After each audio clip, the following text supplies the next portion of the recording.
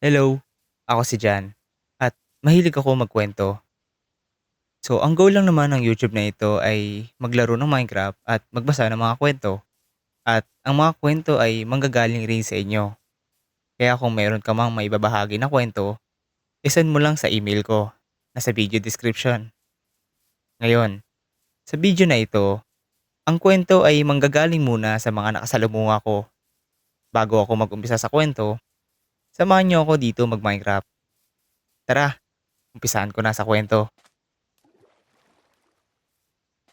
So, ang title ng unang istorya ay ABYG dahil ni-real talk ko boyfriend ko regarding a sister. So, for context, meron siyang older sister, 26. Walang work or any prior experience despite having a degree. Tambay lang siya until now. Maghapon na nasa bahay ang sister niyang walang ginagawa. Pero madalas, pagka-uwi ng boyfriend ko, wala siyang dinadatnan na pagkain o kahit man lang na sinaing. Siya pa nga ang papalutuin pag-uwi. Kung magsasaing naman ang sister niya, saktong para sa kanya lang at wala nang matitira sa boyfriend ko. Ultimo pati mga napkin na pinagreglahan hindi alam kung saan itatapon. Hanggang sa mga labahin, PF ko pa din. Pati panties na pinagreglahan niya, pinapalaba rin sa boyfriend ko dati. Hanggang sa sinabihan ko ang boyfriend ko na huwag niya na lalaban. Napilitan ang sister niya na magpa-laundry na lang sa labas after that. So for background stories, may dalawa silang bahay sa bukid ang cities. Sa farmhouse na nakatira ang parents nila. Kaya silang dalawa na lang magkasama sa isang bahay. So kanina, nasa labas na ang boyfriend ko kasi may lakad siya pupuntahan. Tapos may drop lang sa kanto na ulam sana ng driver nila na kailangan kunin. Ang ginawa ng sister ay tinawag-tawagan at tinext niya ang boyfriend ko para i-insist na siya ang kumuha ng ulam kahit na alam niyang wala nga ang boyfriend ko sa kanila. Ang reason niya naman ay nagre-review daw siya para kumuha ng student visa para makapag-abroad. Sinabihan pa niya ng mga masasamang salita ang boyfriend ko dahil nga nagsabi siya na hindi niya makukuha ang food. So I don't know what happened after that. Pero nagalit nga ang boyfriend ko at sinabi niya na hindi siya uuwi dahil nabubwisit siya sa sister niya. Naparan siya sa akin. And honestly, gets ko ang frustration niya kasi na-witness ko din kung gaano katamad yung sister niya na nasa bahay lang talaga. Or in general, burara. Nasabihan ko na din ng boyfriend ko na he's also the one of the reason kung bakit ganoon ang sister niya. Kasi sinusunod niya lahat ng utos niya before. Ngayon ang trato na sa kanya ay parang utosan. Pag hindi nasunod, nagsasabi ng kung ano-ano sa boyfriend ko. And I told him na he should stop doing everything at hayaan niya na tumayo sa sariling paa ang sister niya. Para matrain siya kasi nagpa-plan din naman siya na umalis at mag-study abroad ulit. Not all the time may utusan siya sa lahat ng bagay. Matanda na siya.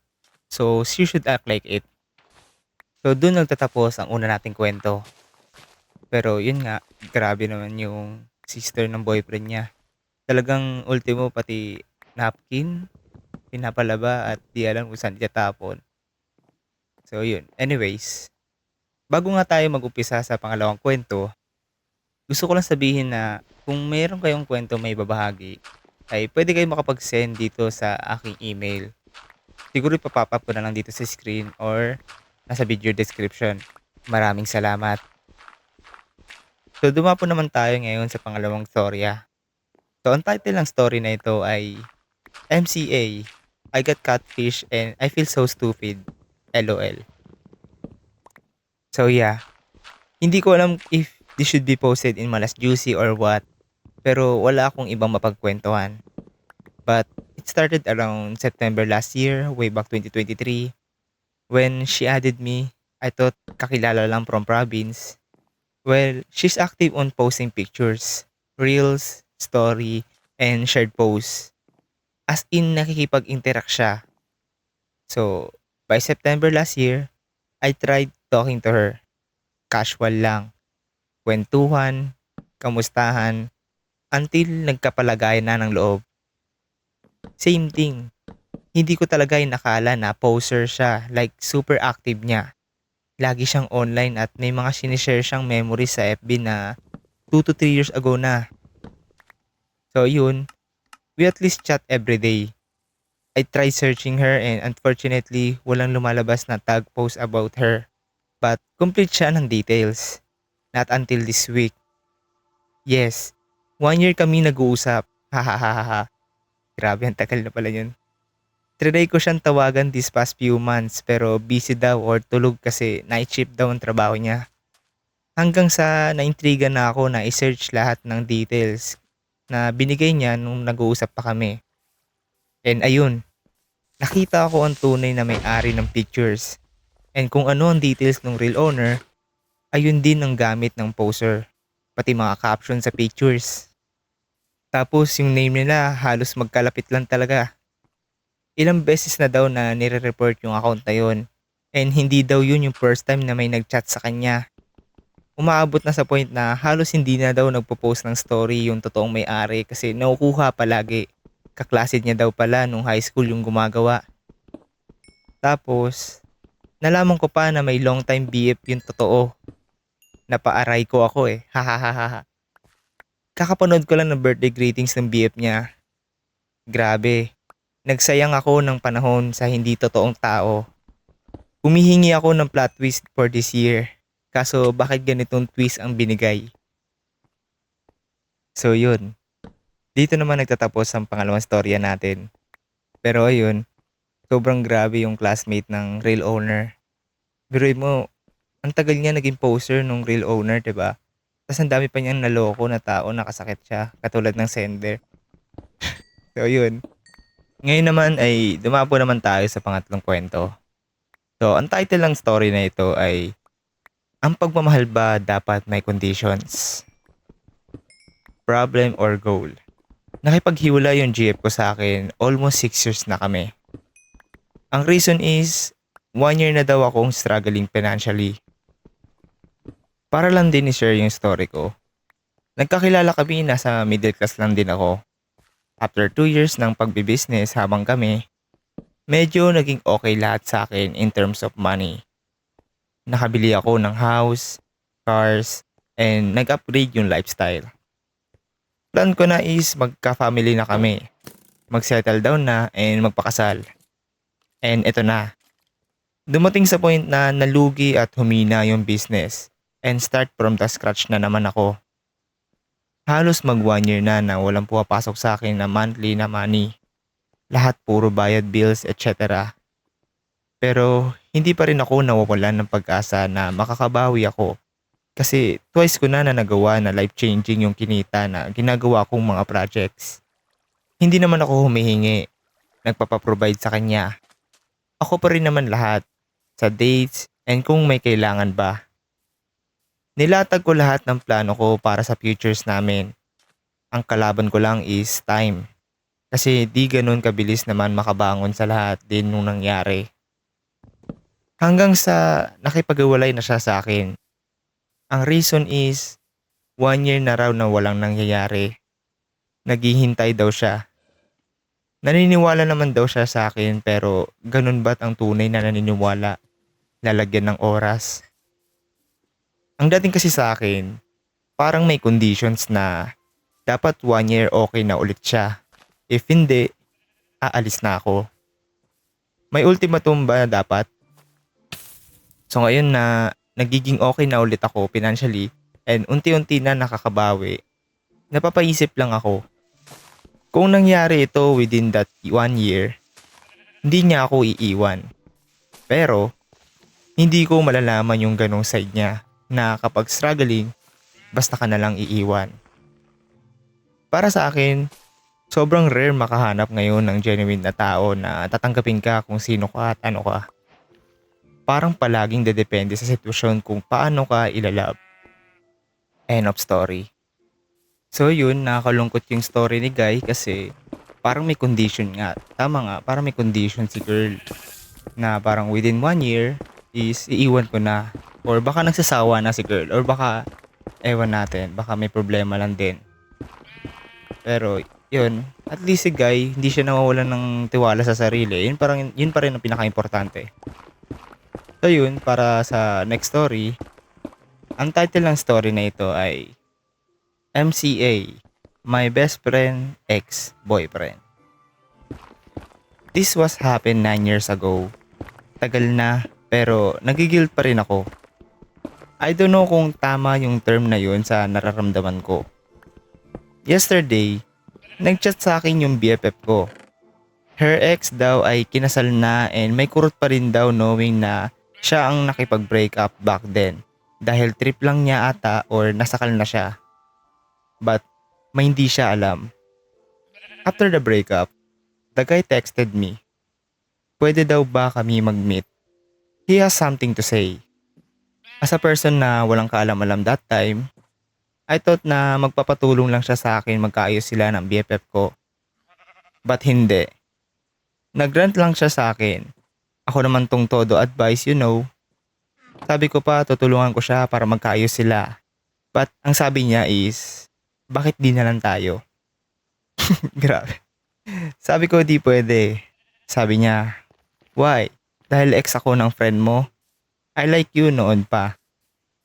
But I ended our conversation there. Sabi ko nasasaktan ka lang, umuwi na tayo. I sense naman noon na iba pakikutungo niya sa akin. And I can't deny na gwapo talaga siya. Matalino, and he's my type by the way. Pero ang creepy lang na maging kami knowing na ex siya ng friend ko.